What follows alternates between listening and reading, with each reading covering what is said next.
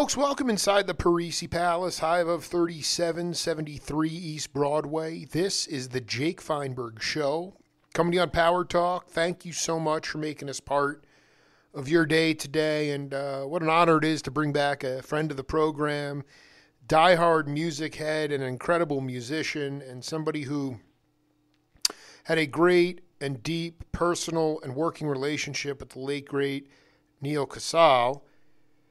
Jesse Aycock, welcome back to the Jake Feinberg Show. Thanks for having me back, Jake. It's an honor, brother. Could you just talk a little bit about how you and Neal originally crossed paths? Definitely, yeah. It's one of those cosmic things that seems to happen in life and in music a lot, I find, but kind of a strange combination of things. And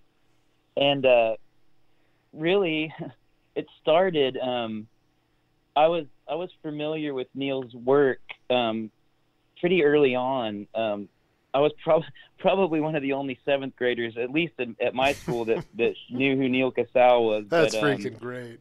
But I was a fan, and it was really kind of thanks to my dad, because he turned me on to him, because at the time I was really getting into like Southern rock and that kind of side of singer-songwriter stuff, and I was a Black Crowes fan, and my dad heard Neal's first record and was just like, "Son, I think you really like this. You got to listen, check this guy out." And I did, and I instantly connected to his music, and kind of had, he doesn't have like a super high voice, but kind of had a higher voice, and something I could relate to a little more in his sense of melody and harmony and everything. And so, I was already a fan of his work, and years kind of go by, and I had just made my first record, and here in town at a friend's house, and I had this was back when MySpace was like the first kind of social media. Dude, I mean, what was that, like late 90s or like early? I mean, yeah, it was like early 2000s. Is what I mean. I think it's been around, but when this kind of happened, it was the early 2000s, and I had put my record up there, and I had received a message from someone in London who worked for Universal Records, and she just sent me a really sweet note and said she discovered my music and really liked it and was going to pass it on to some people, and she mentioned, she says, "I have this friend, Neal Casal, oh my God. And after hearing your music, I really think you guys would be, would connect and really respect each other's work and stuff." And so she said, "I'm going to pass your record on to him." And she's like, "I'd like to send you his stuff." And I told her I was like, "I'm already a fan, like that's so cool, him, and that's so neat that you're going to pass my music on." And so she ended up passing my music on to Neal, and so I don't know how much time had gone by, but a month or two maybe, and I received an email from Neal, and he just said, "Man, I just got this record from Lex, and man, it's really great. I love the writing," and and he just was, giving me some compliments. And as a young person starting out and being really kind of still really insecure in a lot of that, it just meant the world to me, coming from somebody who I looked up to. And he just kind of mentioned, like, "Man, it would be great to get together and play some music together sometime, like, in the future." And I was so happy that he even wrote me, and I just never really thought, that would happen. And so years go by, and I mean, I would say at least 5 or 6, maybe. Yeah, let me And just get the chronology. 7th grade, your dad's like, you get hip to Neely, and then how old were you when you made your first album? I was around 20 or so. And then I think that record came out in. and then how many more years? That's crazy. And then there were more years in between. You guys connected, but then the first time you actually played music together was years after that. Right. So really, so what happened was, I mean, that record, I think I made it in like 04 or something. It came out, or 05, maybe it came out in 06, I think. I could be wrong on that, but I think it was around then. And then I'm so bad with dates and stuff, but It's it was all somewhere in that ballpark time stuff. zone. Yeah, no, it's crazy. I might have been 22. I don't know. But it was some, Yeah. keep It all rolls aging into mysterious, one, but, Yeah, it's fine, dude. Yeah. So yeah, I had made that, and him and I really didn't keep in contact or anything over the years after that message. And somehow, I mean, he remembered that I lived in Tulsa, and he was touring with the Cardinals at that time, and they were going to be in town playing at the Brady. And I just randomly got hit up by him. And he said, "Hey, what are you up to? I'm going to be in town. We should get together. You should show me around Tulsa." And so, wow. So they got in early, and I went to where their bus was parked and knocked on the door, and Ryan answered and was like, "You here for Neal?" And I was like, "Yeah." And he's like, "Cool, he'll be right out." And so I just hung out, and then Neal came out, and that was the first time we actually met, kind of face to face. And he had his camera with him, and he just was like, "Man, I want you to just show me the cool spots, and I want to take some cool photos if I see anything and whatnot." So I drove him around. I took him by the church. I took him through some cool neighborhoods, and talked about where Cale grew up and all this stuff, and just kind of spent the day driving around, and then in that during that time we started just talking about music and records, and realized we were both just really into a lot of the same stuff. And at that point I was already collecting vinyl. My collection wasn't very large, but I was really getting into like the British folk music stuff, and Wow. and we just really hit it off on that. And so he's like, and I told him I lived really close to the venue. I was like, "Man, do you want to come by and see and scope my collection? Maybe we can pick around." So he's like, "Sure." So came by the house and kind of flipped through some records and stuff, and then and then we kind of sat around and we played guitar for just a little bit. And I just remember, because I still have these photos, but it's still, since it's like the first time we met, it's like more meaningful to me. But the lighting started getting really good, and it's kind of that later in the day thing. And he snapped a few photos of me, like while I was playing guitar at the house and stuff. And wow. And then and that was our first meeting, and he played that show. I went to the show, and it was amazing. That band really smoked, and so then they left town, and it's like I'm not always the best at keeping up with people through phone and writing and stuff, and I don't think he's probably better at it than I was, but we just kind of once again didn't really communicate much, and so from that point, that would have been like in probably 2009 or something, maybe, when that concert was. And like I said, I can't remember, but it was, there was another large gap of years that went by. And at that point, I was starting to work a lot in Little Rock, Arkansas. It's about 4 hours from here.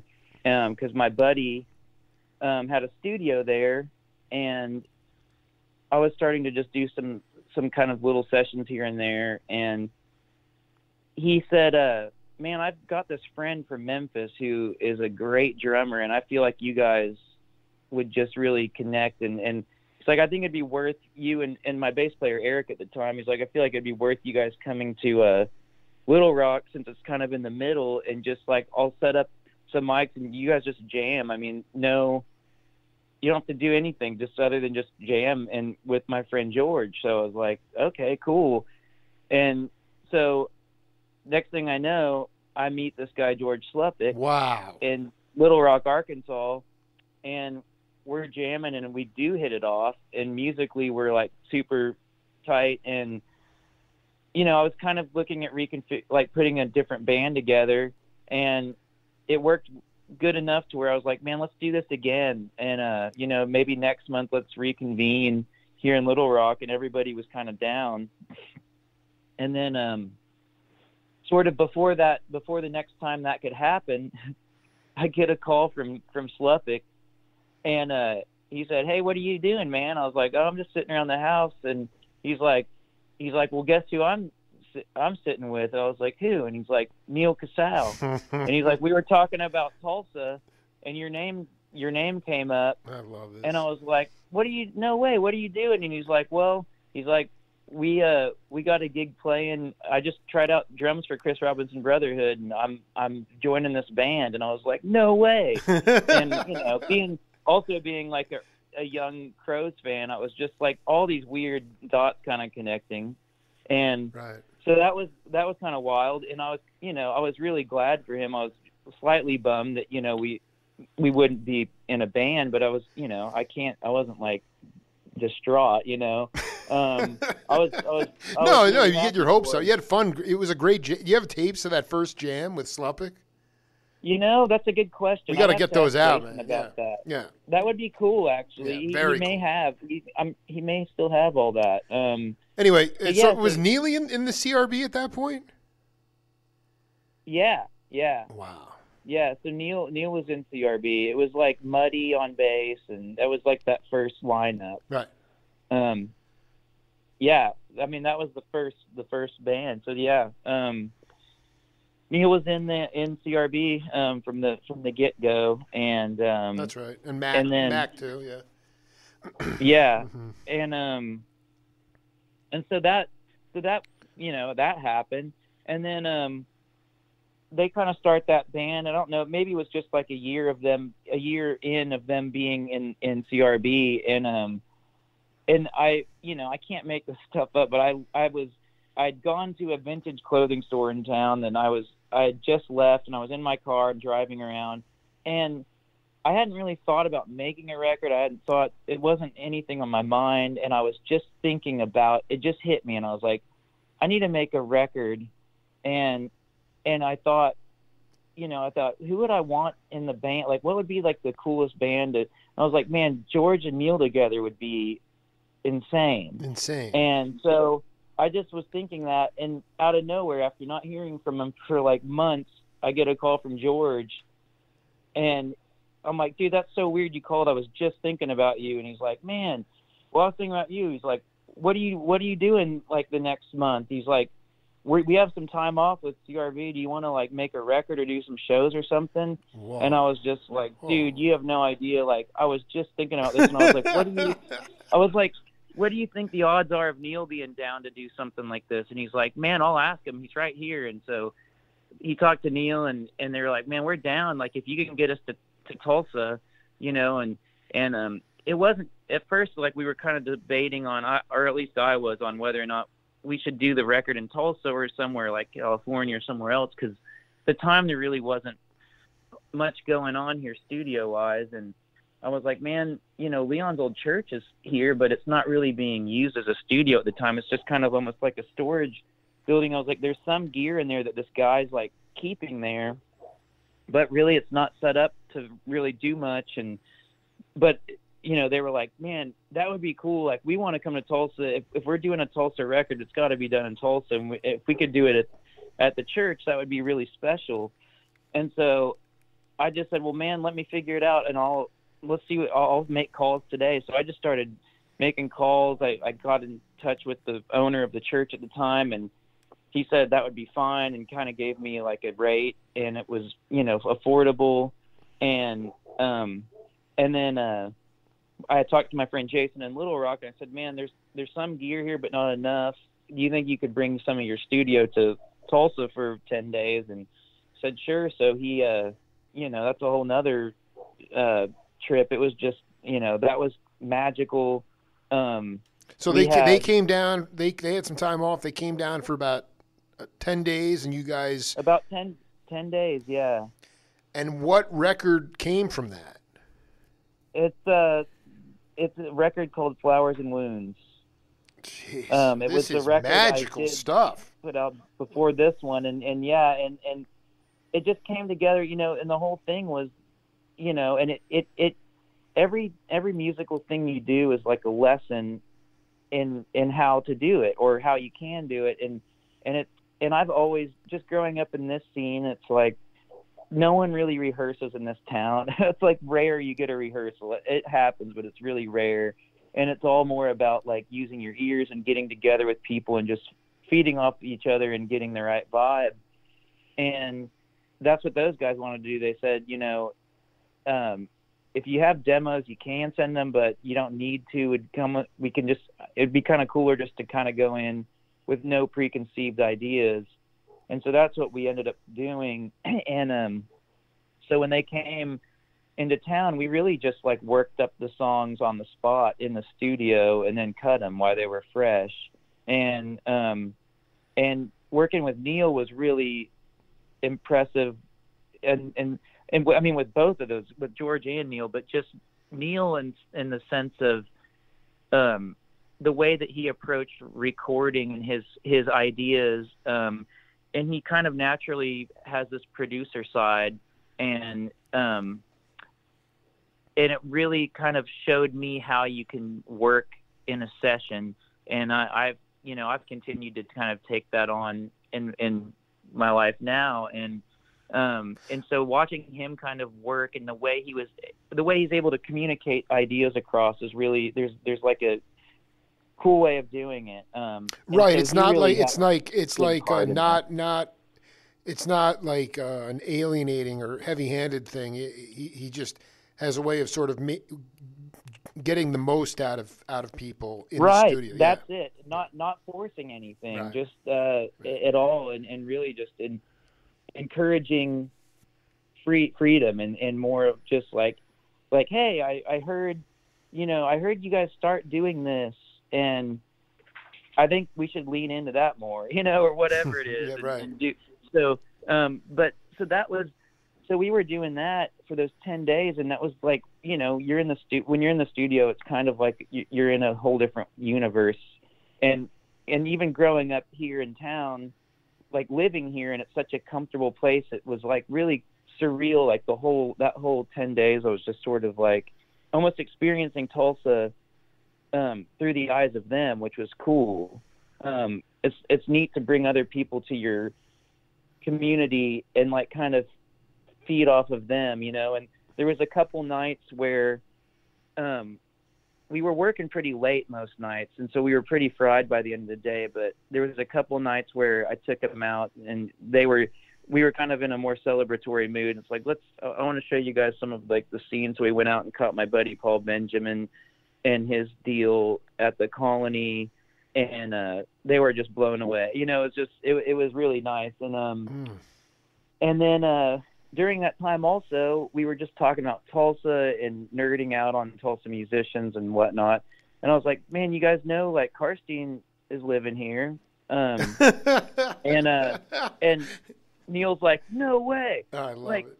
He's here. Can we get him down here? And I was like, yeah, I mean, let's see if we can get him down here. It would be really cool if he'd play on something, but we'll see. And so I called up Jimmy. I was like, hey, man, we're doing this session.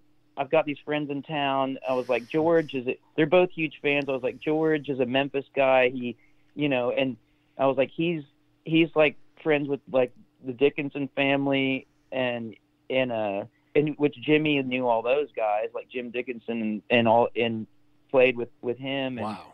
so just sort of like, there's always been this Memphis connection. It's like Memphis, Tulsa, LA, like been this way for so long. And so George had a lot in common with him through the Memphis thing. And Neal was a fan and knew the whole Jesse Ed and all that crew. And so he came down, and, you know, I just said, man, we might have something for you to play on if you feel it. If not, no big deal. Just come hang out. And he ended up bringing he brought some maracas that he was like making with a friend, and it might have been Jamie Oldacre. I feel like that's what he had mentioned, but it could have been Blackwell. It was one of those other friends of his that had been working on making these maracas, and George probably recalls that better. But he's like, yeah, you know, these sound, he's like, they just, whatever they put in them or however they built them, he just said they sound better than any maracas he'd ever used. And so we had a couple songs that were kind of like perfect for that. And so we ended up getting him to play some maracas on some stuff. And it was really great. And Neal captured some of like the most beautiful photos of him playing those maracas. And, you know, is so freaking hip, dude. I mean, Karstein is, it probably was Oldacre because I think Chuck passed away a while ago. I mean, Chuck was still around. He was around. Okay. Yeah. Who knows?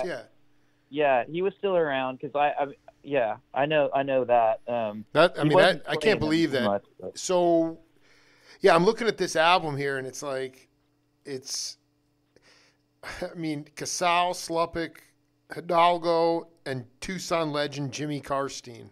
That is a sick band, man, for the studio. Yeah.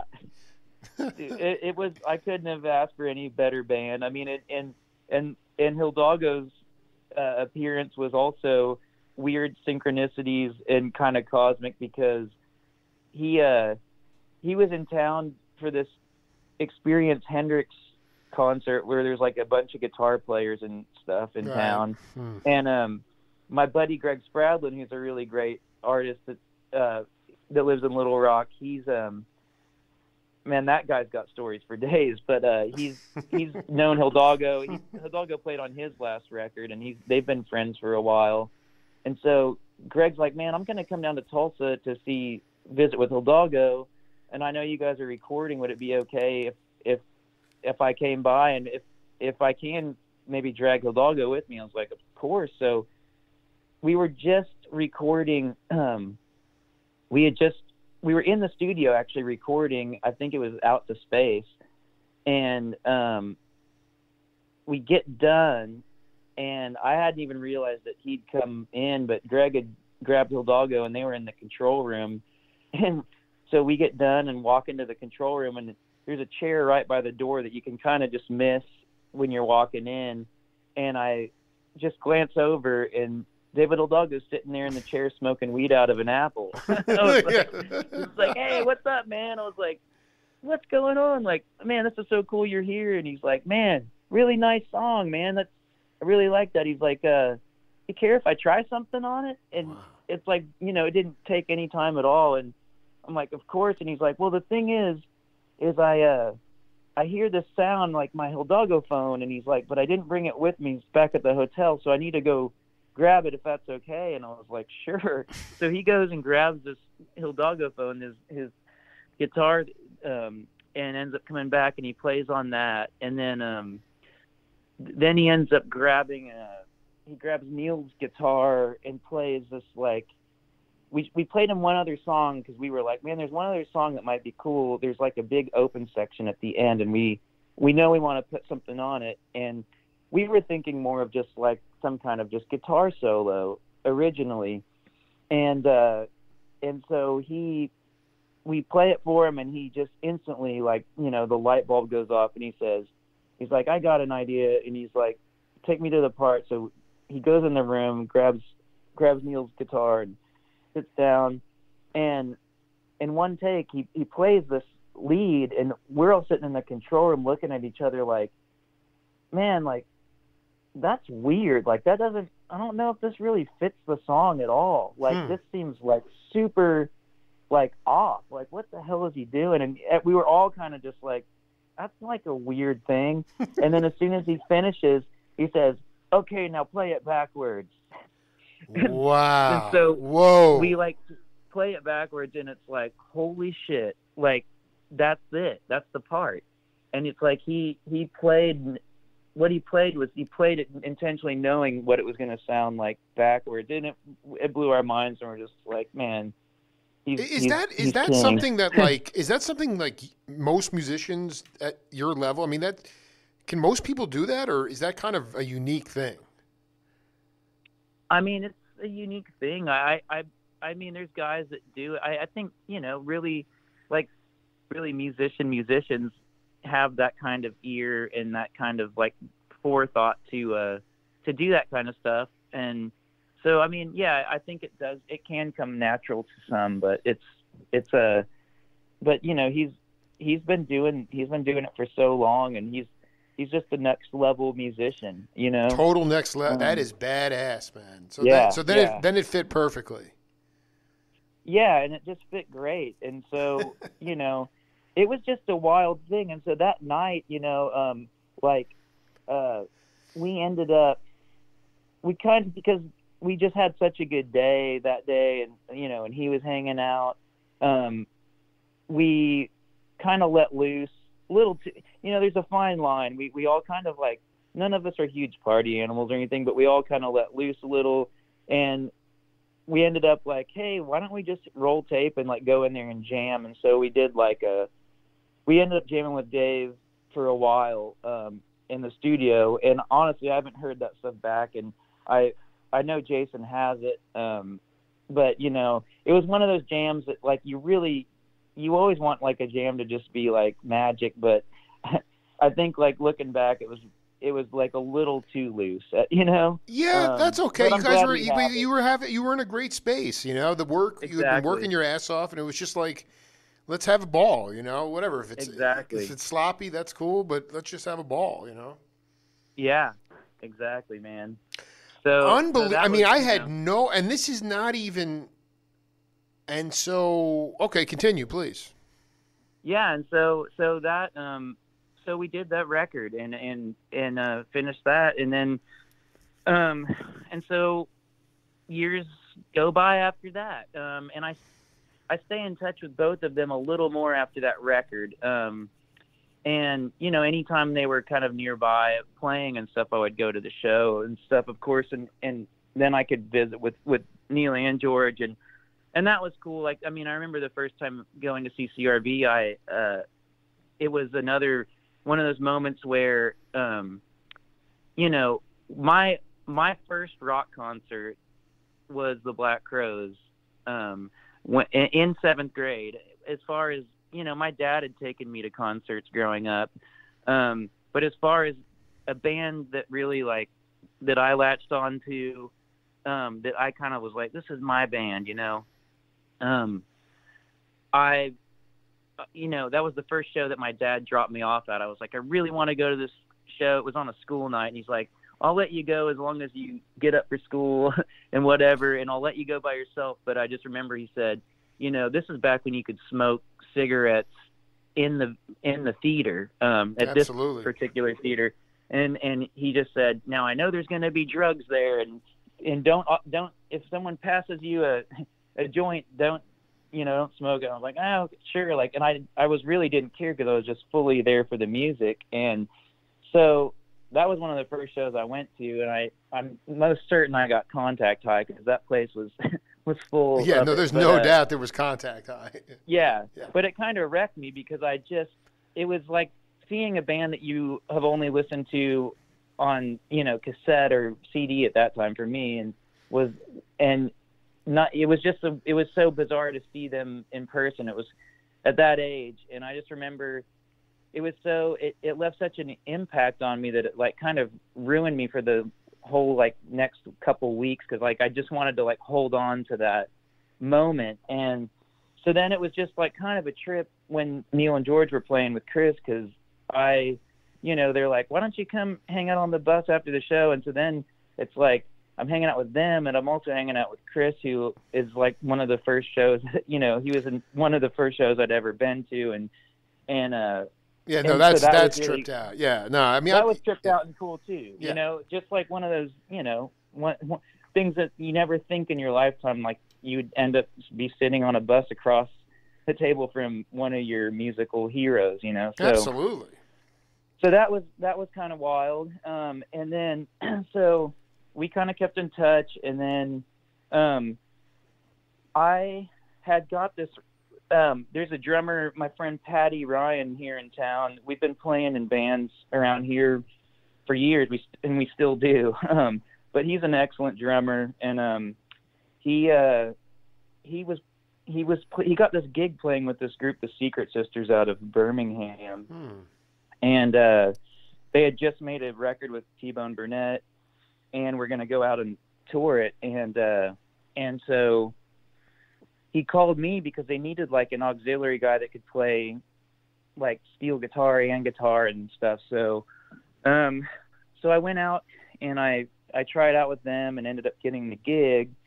And so Patty and I were touring around with them, and it was really fun. And it was kind of my first time.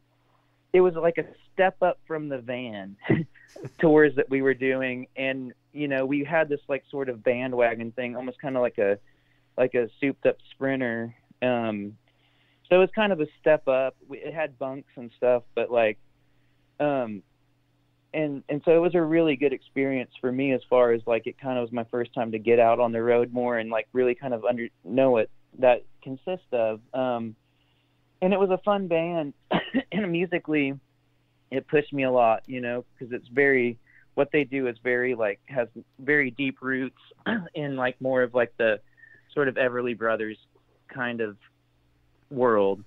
But like more in like a female context, Yeah, right. But and they sing beautifully together. Their voices are insane.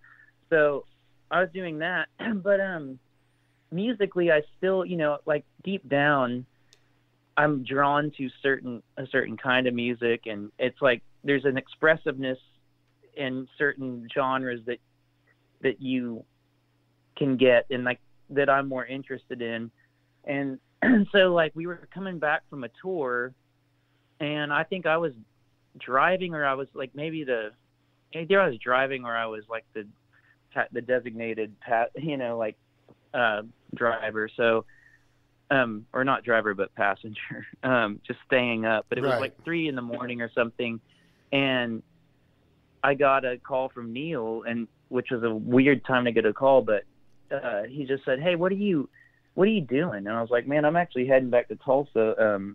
Like right now, we just finished a tour, and I'm heading back." And he said, "Well, this is really random, and it's really like a lot to throw on you, but he's like, I just made a record with this group, Hardworking Americans," and he said I played all the guitar on it, and it's and there's multiple guitar parts, and I just thought we were making a record and that was going to be it, but they want to do some shows. And he's like, I don't really know what that's going to consist of. I just think we're doing a handful of shows, but I just thought, like, man, you'd be great as the other guitar player. It would be fun to play together in this. And I'm like, he said, are you down? I'm like, man, I'm totally down. And he's like, well, here's the kicker. He's like, our first show is like in a week, and we're going to do rehearsals, and like we're going to start rehearsals in 2 days. Can you get to Colorado? I hadn't even heard the record or anything. And he said, right now you're just going to be kind of like a hired gun, but we'll just see what happens. And I was like, that's fine. And so I get home like the next day, and I have like 2 days home or something maybe, and that's it. And then I just fly to Boulder and meet the band, and I didn't know anybody but Neal in the band at that time. And so, we ended up rehearsing, and then not only that, but I didn't realize I show up to rehearsal and there's all these cameras on boom stands, and realized that I'm like, what are all these cameras for? And they're like, well, they're going to make a documentary of our first concert and everything. And I'm just like, who does that? Like, I mean, I'm like, I don't even know these songs. And now I've got a camera in my face, and I'm trying to like learn, like, a whole concert's worth of material, in like 3 days or something. And so it was a trip, and it instantly clicked, like, musically with everyone. And I just was like, man, this band is so fun to play in. And halfway through rehearsals, Dave Schools, who's the bass player in the group, pulled me up. We were outside, and he just pulled me aside, and he's like, hey man, just so you know, he's like, you're not a hired gun. He's like, you're in the band, like you're a member now. And I was just like, oh man. After you guys ran through some tunes, then he was like, you're in. Yeah. It so was just cool. So it meant the world. And I was just like, I felt like, it feels good to be part of a band. It's like so that was cool. And we did a good amount of shows. I think there was like about 5 or 6 years of touring in that group. So it was really cool, because that was the first time I had played with another guitar player. Just playing with Neal really changed the way that I approach guitar and all that, like, more than anybody else that I've played with. And that lesson was just, you can't learn it other than just doing it, and it sucks, because it's like, I looked up to Neal so much, and just looked up to him as almost like an older brother figure, that it's, at first I was almost intimidated to play, but he was so encouraging, and he's like, oh, do that, or take the lead on this one, or and we got to a place where I started to get really comfortable with our interplay, and I started to kind of get a little more confident in that. And it's just, the only thing I wish that he was still here, so we could have seen where that could have gone further, because it's just, that it's rare to find a musical comrade that you can play with like that. And it's just so fun. There's nothing like it, to have that communication. And I could say the same too for Dave, because I was stage neighbors with Dave. Like, we kind of switched around on stage, kind of where we set up at different times, and being neighbors with him, it's like, his bass playing, it changed the way I play, and playing back and forth with him. So, and Dwayne, just like such a great band and fun. But so that was wild. Just the whole journey of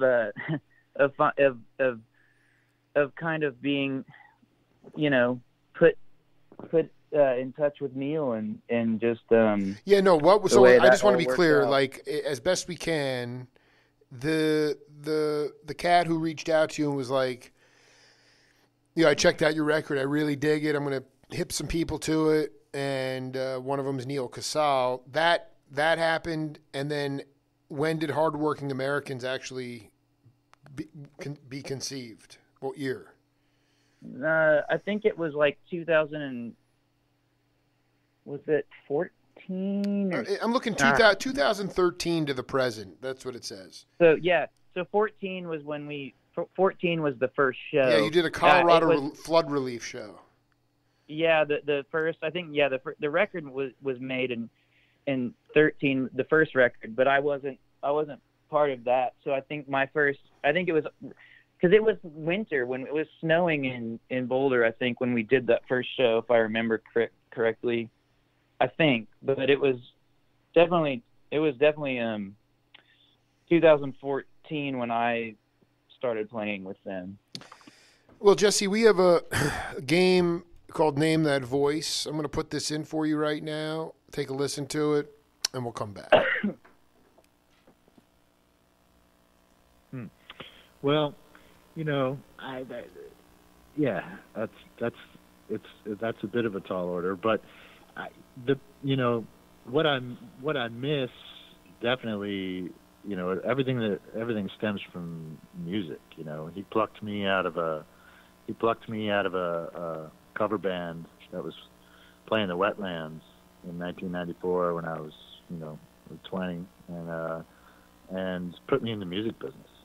And every music connection that I have, everybody that I know, everything that I've done, all the records I played on, all of that stuff came at the good graces of Neal Casal, because I'm not on the phone with you right now if it's not for Neal. Right. All of it. Right. I could draw a line back all the way back to him. So, and when we started, I was on the road and he was on the road. We were literally ships crossing in the night. One of the last texts I had with him was, I was on the boat going from England to France, and he was on the boat going from France to England. CRB had just played this festival in Belgium. They played Friday, I played Saturday. And one of the last times I saw Neal was in Newark Airport. And if I had not looked up from my phone and he had not looked up from his phone, we'd have literally ran right into each other. Physically ran right into it. Wow. It was hysterical. Wow, we laughed really hard about it. Yeah, it was. That was after the ships passing in the night, or around. Yes. Yeah, it was. Yeah. Wow. Yeah, it was one of the last times I saw him. So, so I know. I've heard all the stories about this, that, and the other, and I know he was definitely in some dark places. I've heard those stories too, and those weren't things that, he didn't share with a lot of people, but those weren't things that he was sharing with me the past couple of years. And even though I heard stuff and I'd reach out and we would talk, I was never concerned, let's put it that way. So, while some people say, like, I wasn't surprised, I was surprised. I was shocked, actually. I couldn't believe it. I still can't believe it. It's really hard to get your head around. Neal is the second musician that is near and dear to my heart who has committed suicide. And those are Bill Feehan, the drummer for the cover band that Neal plucked me out of. He also committed suicide. He was also my brother. So I've lost two of them, and I know. How you spell his last name, by the way? The drummer, Bill. Feehan, Bill Feehan. Oh, okay. Yeah. Dig. Oh, I didn't know that. Anyway, New Jersey drummer. Played in a band called Rose Hill, and actually I had him and Dan Fidel double drum one night with Neal Casal sitting in. Mr. Aycock, you know who that is? Man, that voice is so familiar, and I'm just scratching my well, head. You know what? Because he's like a jack of all trades, man. That is the legendary. Well, yeah. Go ahead. I thought I knew who it was. I thought I had a good idea, but then when he said he played in a band and he mentioned a drummer's name, I was like, well, that rules out who I was thinking it would be. But well, who do you think it is? I don't know. My first reaction was it was Brad Pemberton, but wow, that's an interesting. No, that was the legendary keyboardist and Hammond B3 player John Ginty. Oh, it was Ginty. Ginty, man, man, of course. And Ginty, in another part of that, he went on for a long time, and he was like, this interview took place a couple of years ago, and he was angry with Neal. I mean, he basically, the long and the short of it, he said, was it really that bad? Was it that bad that, I guess he saw him on, I don't know, CNN Heroes that we lost for the year, and he was, there's all different emotions that run through somebody. Him and Neal obviously have their own working relationship that goes back some, and I just kind of wanted you to talk about, not so much how you felt about it, but here's the point. I saw the last domestic CRB shows on Long Island. They played like this funky auditorium in Port Washington, New York, and it's like a high school gym. And I texted him before the show, and I was like, yo, man, play like Coltrane, And he's like laughing. He's like, you don't even listen to Coltrane. And to a certain degree, he's right. I don't throw John. I listen to Love Supreme, but I'm not like a huge obsessive fan.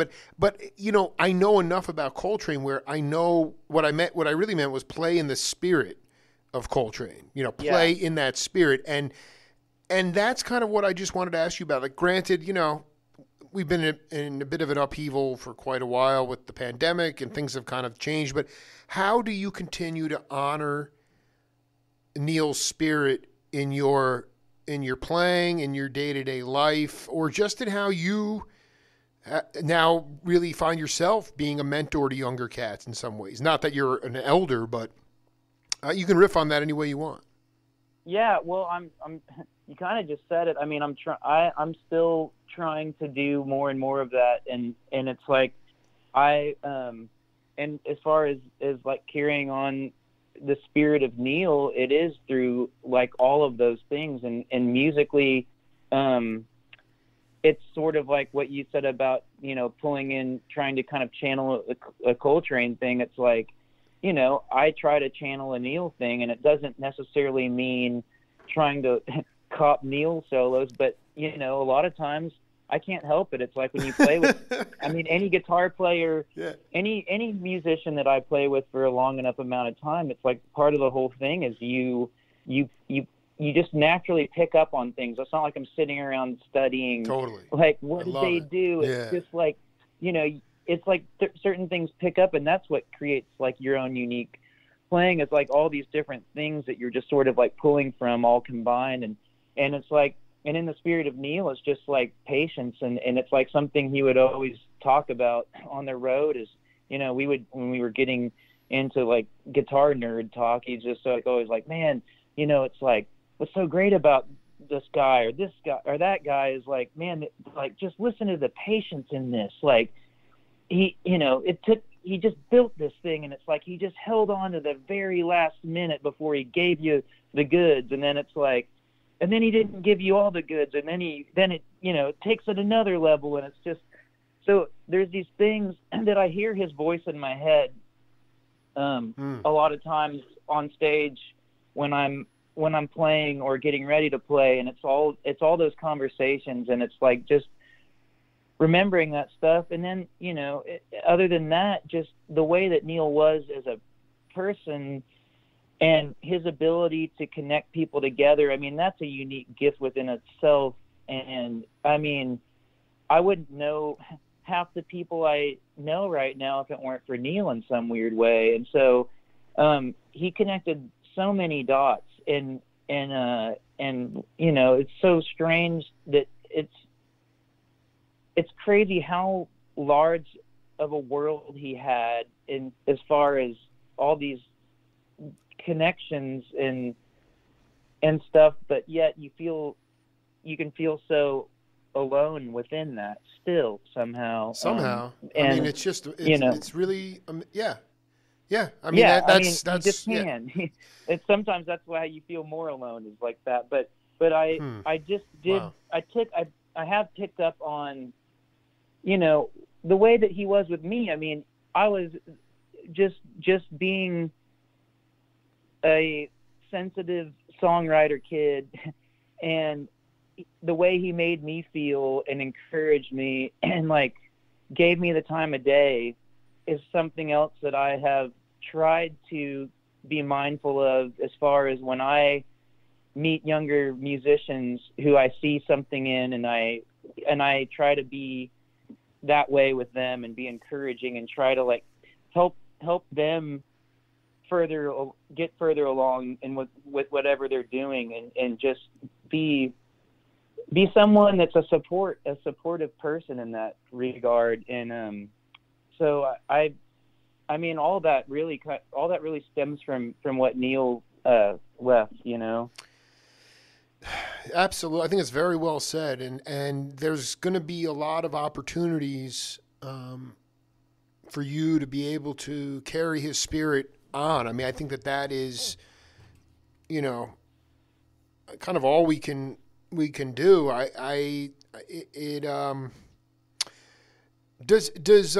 Can you just talk a little bit about like what your, I mean, everything now seems to like, be like sort of,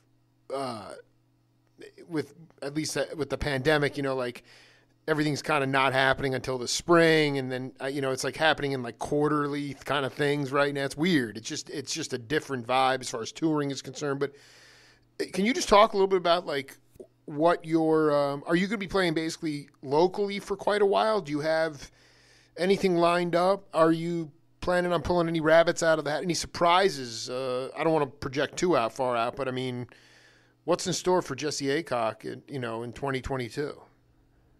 Well, at this point, it's and you could just say like it's unknown, because that's pretty much yeah.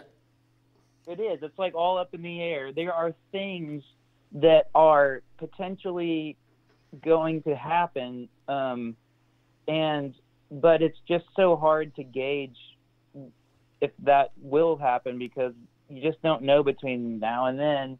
I don't try to ever feel like just instantly discouraged, and I try to really still look forward to stuff, or have something that I'm like kind of, looking forward to, I guess. But it's just well, that's completely normal. I mean, everybody does that. Yeah. I mean, come on, Yeah. But it's just. But I also just don't put too much weight in it, because it's perfect. Anything could change. It's perfect. No, because it's always about, to me, like, you go in with expectations. Maybe they'll be met. Most likely, it'll come up short, and you'll be let down. So the best thing you could possibly do is just approach situations purely with intentions, no expectations. But man, Jesse, man, I mean, the next step for us is for me to come to Tulsa, man. I mean, I got to come hang, and we got to, you do, man. I mean, Definitely. It's really just like, it's all crystallizing. Me, you, and Karstein hanging. We got to hang hard and catch a lot of music. Maybe you'll be having some shows, but that's definitely going to go down, man. And I just want to say, like, I think, it's this path of sort of quietude, humbleness, sort of cosmic connections. That is the greatest path to take, and you're really on it, man. And sometimes it's a lonely avenue, and sometimes it's very dark, and sometimes there's this synergistic stuff that happens that just blows your mind. And I just think that you got to keep trying to channel that, and I think you will, man. And I wish you nothing but success in the coming months, and I look forward to getting together and chewing the fat, as Karstein would say, and catching a hang. Yeah, that dude is that's totally sick, sick, man. You're right sick, on, man. Yeah, You're right on. And we'll do it again. We'll do another interview, but I mean, just know that you're on the right path, man. I mean, none of us can see that far ahead. We're just trying to muddle along. You're right, man. You put it perfectly, and would be great once you get to Tulsa, man. We'll definitely hang. There's now's the good time, man. There's like just some cool stuff going on, man. It's like, even my buddy, I ran into him last night at this jam, but it's like my friend Tori Ruffin he's the guitar player in Morris Day and the Time. Wow. And Whoa. he opened up a club here in town like a few years ago. Bad timing as far as like the pandemic coming around, but he opened up a club called Juice Maker's Lounge, and he's just done a really, really cool thing as far as doing what Neal kind of would do, is in taking it to that thing of, he wanted to create an atmosphere and an environment that brought people together, and he'll build kind of different styles of music on the same night, and he's just doing some cool stuff. He's a really, really cool dude, and so he's called Tulsa home now for some years, and now he's really called it home because he bought a club. So he's there, man. Yeah. No, I mean, we'll put it together, and do me a favor if you can. If you have anything digitized, send me one of those pics that Neal took of you when the light got real good the first time you were hanging in Tulsa for the web post. Oh yeah. Yeah. I'll send it to you for sure. I'd love to. All right. Yeah. Let's stay in touch, man. We got more to do, man. I can't wait. All right. Yeah, Jake. Well, man, always good to talk with you. Much love, Jesse. Really. Stay the course, brother. You too. Later, man. Later.